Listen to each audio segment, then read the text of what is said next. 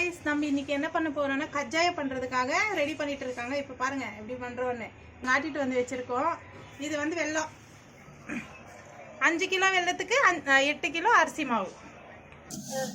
நாங்க 5 kilo வெல்லத்துக்கு 1 tumbler அளவு தான் தண்ணி ஊத்திருக்கோம். சின்ன டம்ளர்.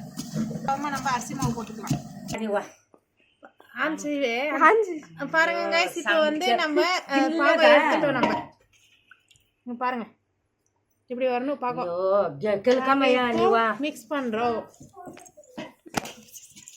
அவ்வளவுதான் நம்ம மாவு போட்டு நல்லா மிக்ஸ் பண்ணணும்.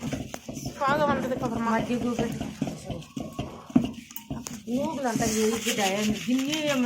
எள்ளு போட்டோம் நாங்க. பாருங்க நாங்க பாகம் எடுத்துட்டோம். இப்படி வரணும் பாகம் வந்து இப்படி வந்ததுக்கு அப்புறமா நம்ம தட்டிட்டு எண்ணெயில போட வேண்டியதுதான். எண்ணெய் வந்து சூடாயிட்டு இருக்கு.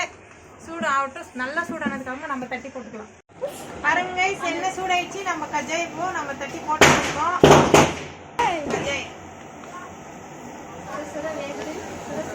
ரெடி ஆயிடுச்சு. கஜ்ஜாயா நீங்களும் ட்ரை பண்ணி பாருங்க. பிடிச்சிருந்தா லைக் போடுங்க, ஷேர் பண்ணுங்க, சப்ஸ்கிரைப் பண்ணுங்க. தேங்க்யூ. உங்கள் பவித்ரா.